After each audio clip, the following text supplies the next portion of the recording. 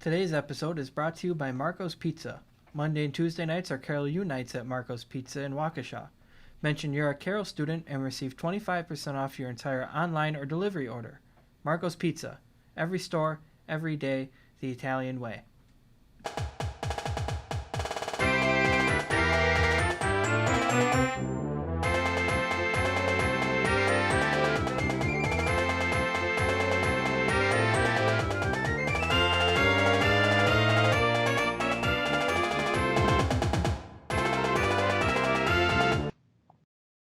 Welcome back to the CU in Van Mail podcast. Once again, my name is Sam Gobert. I'm the Sports Information Director here at Carroll.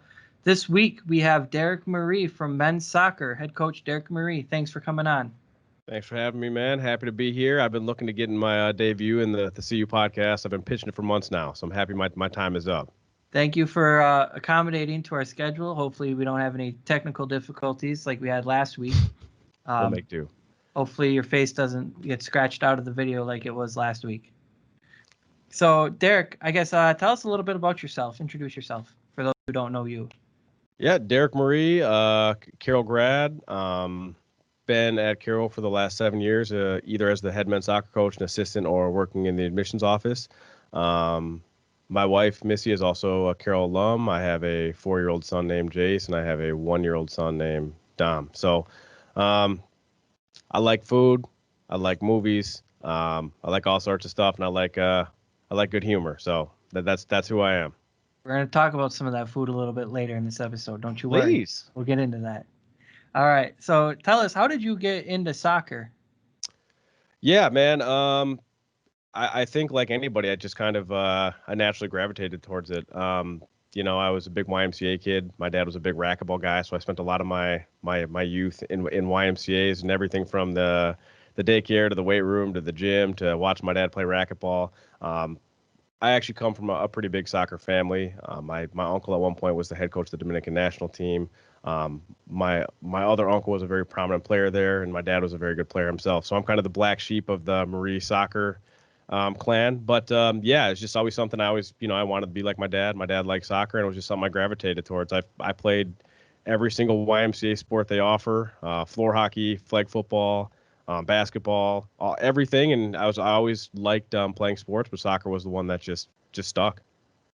So what was the journey like coming to Carroll University then after playing in the YMCA youth leagues? After multiple YMCA co-ed championships, I obviously went to Spatch High School, Stevens Point.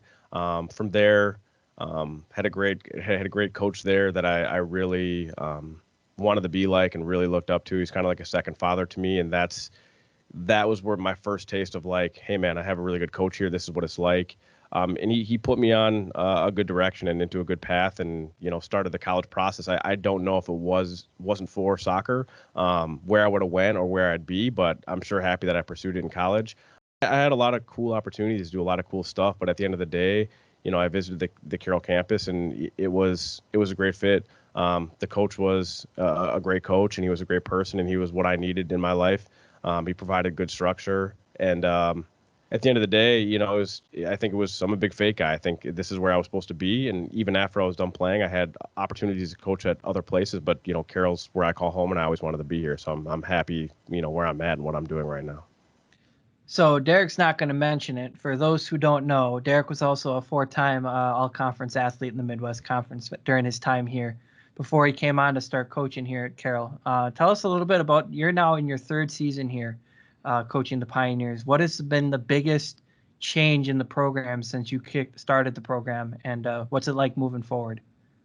Great question. I'd say the biggest change from, just even from when I was a player to now as a coach, just switching from the Midwest Conference to the CCIW is really, when I was here, man, it was fall soccer. There was no weightlifting. There was no spring season. It was in November. It was like, all right, see you next August. And really the transition now is these guys are year-round athletes. They're honing their craft and working on that every single day. we're lucky in the sense that we have, 2 turf fields. We have a strength and conditioning coach that's just, for men's soccer. We have off-season conditioning. We have a spring season, all sorts of things that really give us an opportunity to get better kids. And being in the CCW itself, it allows us the opportunity to get exposure to maybe a different market of kids that we might not have had before. I think the biggest, the biggest change in the last 3 years is probably the quality of player that we've been able to attract. It hasn't always been easy, but it's been a lot of fun. We have a really good group of guys that is very, very young. I mean, 85% of our team is either a freshman or sophomore. A lot of success last year, which was we built off the year prior, and we hope that when we take the field again, whether it be the spring or the fall, that we're going to continue to trend in the right direction. What's your favorite part about coaching this group of kids? You got a very talented group of young men at your disposal. What's your favorite part about being their coach and their leader? The relationships. The relationships is the biggest part for me. I've great quote. My motto is success is one thing, impact is another. Being impactful. I mean, that's what's important to me. That's kind of how my dad was. He was kind of known for being the guy that'll give you the shirt off his back and helping everybody in the community, and he would do whatever it takes to make sure the guy or woman next to him is in the right space and do anything it could to help. And that's kind of something that I've kind of embodied. The beautiful thing on my team is we got 46 guys and they're all different, and I don't want any of them to change. I mean, individuality is, a freedom and something that I wanted them to express. Doesn't make it always easy. But that's, everyone needs something different. Every kid needs to be coached different. Every kid reacts to different things, but the message to the team needs to be the same. So really the relationships, kids popping in my office every single day, whether it's to talk about their girlfriend or Fortnite or coffee beans or music, whatever it may be, like that's what I embrace. Cause I tell my wife all the time, I've learned more from these kids than I could ever learn on my own. And I'm hoping that's a two-way street and they're learning things from me as well. That's great. That's great. I've seen a lot of students come into your office, a lot of your athletes come in to chit chat with you and sit in and just have a good time. What's probably, if you can think about it, what's been one of your most memorable conversations or jokes that you've had with an athlete coming into your office? Oh man, that's a good one. I think kind of my MO in the department is everyone knows they can come to me for the humor and get it in return. Kids come in my office and sometimes they try to take shots and they miss, and then that's when I lay them down. But no, I think having that open dialogue and then being able to, some people make fun of me for having small feet. Some people make fun of me for just things I say and do. Every year for our Halloween practice, somebody inevitably comes dressed as me, and I think it's hilarious. But the one person I will say, Delaney Pruitt, who was a 4-year women's soccer player, Caden, her brother's actually on our staff. For the first 2 years here, she's now graduated, she would constantly find ways to scare me, whether it was hiding behind my door, underneath my desk, and somehow she would always get it recorded. She'd always have other people in on it, and now she has these every couple of weeks, once a month, I'll get a snap from her of 2 years ago today of her just scaring the crap out of me. And I scare easily, so that's probably the best highlight I have of people coming in here is her just absolutely terrorizing me. It's a good location you got. It's right on the first floor for your office. It's easy to get to for a lot of athletes. So it's a dangerous spot. It is, but you got a good relationship with all the student athletes here and the fellows, and I'm sure everybody's glad to have you around down there. So Derek, obviously, this summer was a tough one for everybody going into isolation and quarantine for a little bit with COVID. I mean, what were some of the things that you did to occupy your time this summer? What were some of your favorite things to do? Man, I read something early on that if you're not gathering a skill, honing yourself in quarantine, it was a waste of time. Big silver lining guy. I'm a eternal optimist. I try to find the good in everything. Really, man, it really provided me with an opportunity to spend some quality time with my kids. We all know that coaching is one of those things. If you don't love it, you'll hate it. Luckily, I love what I do, but that impacts other parts of my life. My kids are young and I don't want to miss anything, but not only do I have the 2 at home and my beautiful wife, but I have 46 kids here that, need me at different hours of the day. So really getting to spend time with my kids and watch them growing up and do whatever we could do in quarantine to keep them busy. That was one of my favorite things.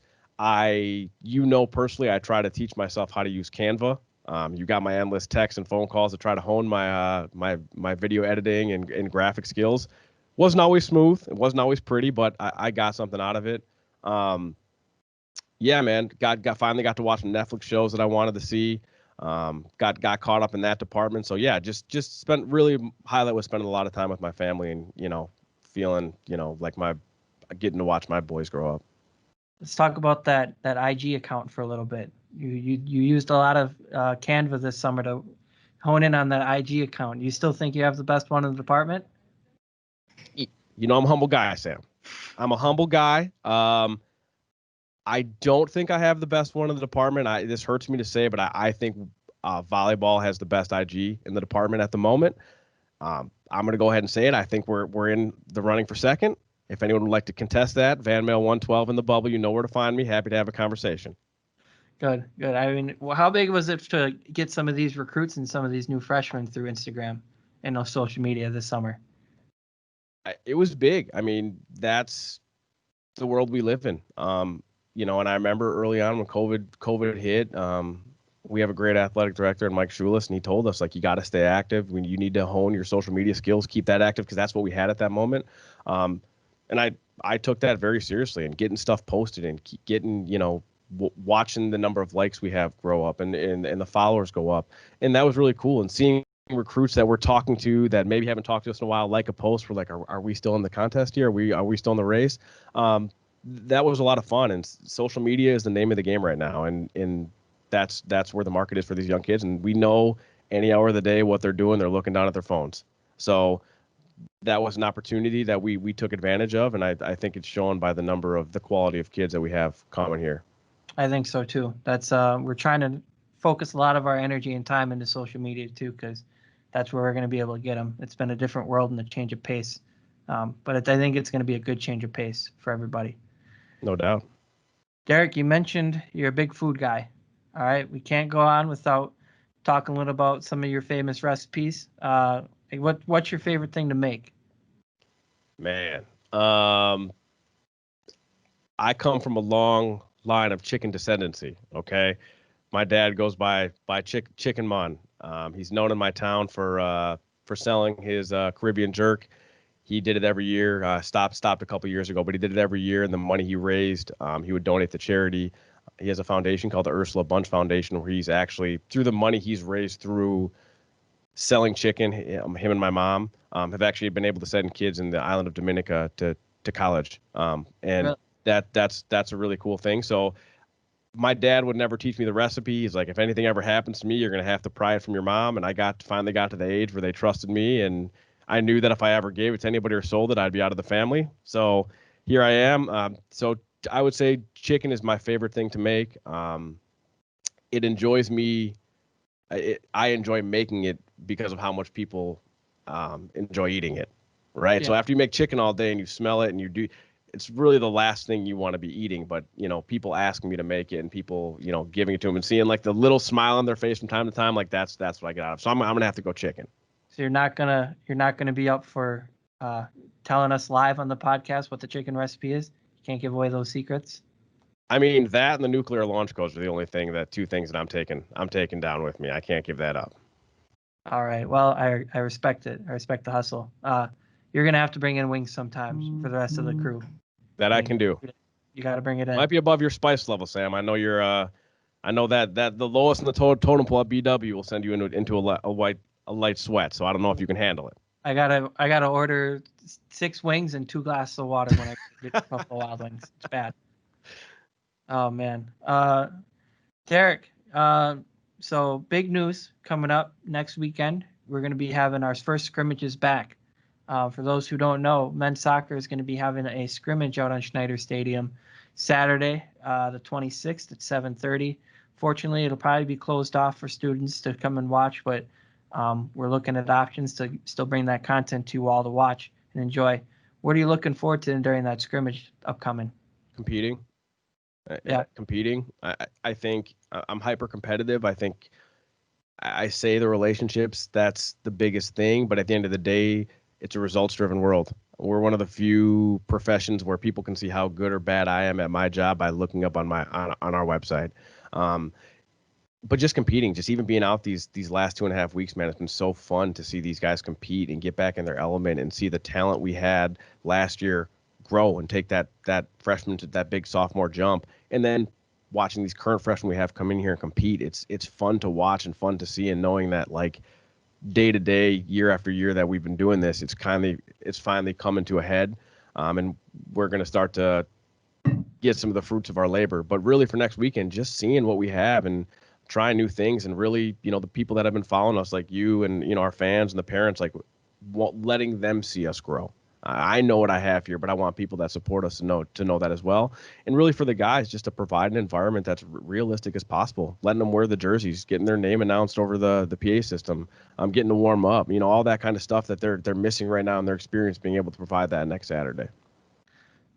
You seem kind of like a guy who has a pregame ritual, a little superstitious with some things. Do you ever have that as a player and now as a coach? Anything you follow pregame wise?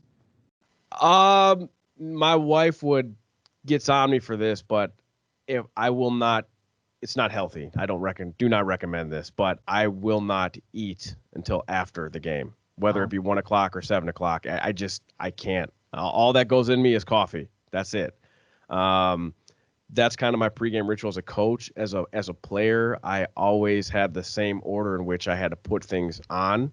So obviously it would go shorts first, then the jersey, then it would be the right sock, right shoe, left shoe, right shin guard, left shin guard. That was just kind of my ritual. And I was even to this day, I find myself, I cannot put my left shoe on first. It's just ingrained in me now, right shoe every single time.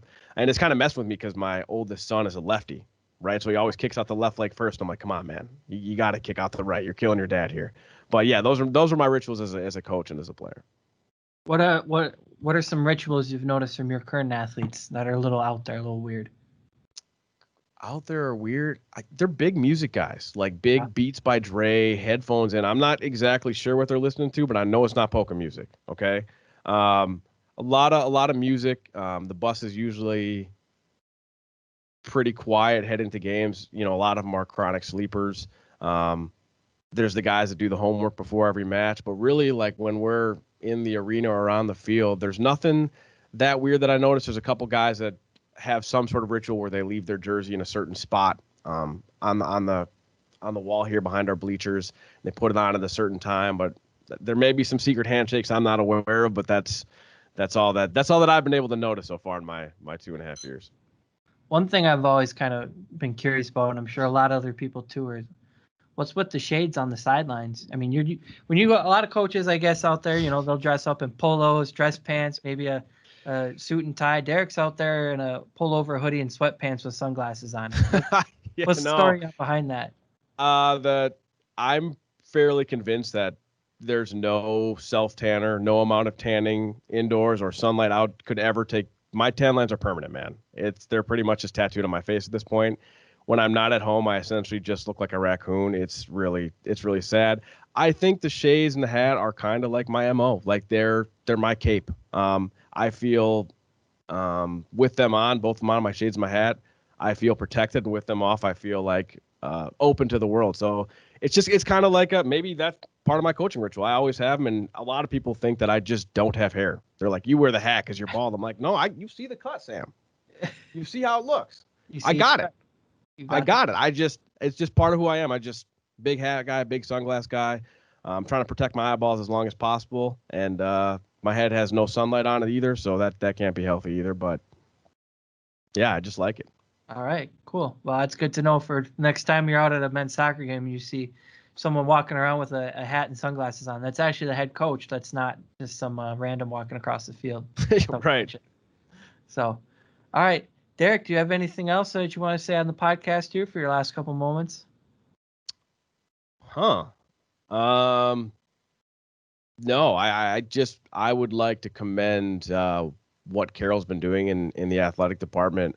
It's been very cool as somebody that works here and this is their life to see these kids kind of put everything that's the higher ups at Carroll have planned for the last 5 months and really embody that and put that together, being real serious about the masks and the protocols we have in place, and seeing it in action and knowing that these kids are doing everything they can to keep us on campus and keep us here, and to see that plan carried out is really, really cool. And it feels cool to know that how much this means to them. If this didn't mean that much to any student athlete or student here, we would already be in a different spot. So it's really cool to see and watch, even though we all want whatever's normal back.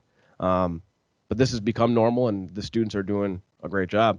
Also want to just commend all the coaches in our athletic department for all the cool things that they've been doing for their student athletes to enhance their experience. While this could have been viewed as a downturn in their athletic experience, we're using it as an opportunity to do some cool stuff. And so hats off to all my coworkers and, everyone involved in our athletic department here. Absolutely. I think a lot of people see this as a negative time in college lives, and we're trying to spin it the best we can and turn it into a positive in a way that we can be closer and work together and come together as one big Pioneer family like we are. Yeah, so, no doubt. No doubt. All right, Derek, that just about concludes today's episode. Thank you once again for hopping on, taking the time out of your day to come on, and good luck next weekend in your scrimmage. Hope you get a good glimpse of all the guys that you're looking at. Yeah, no doubt, man. Thanks for having me. I'll leave you with my dad's line. Thanks for having me. Thank you from the bottom of my heart, my mother's bottom also. Love, peace, and chicken grease. I'm out of here. All right. Appreciate it, man. Go Pios.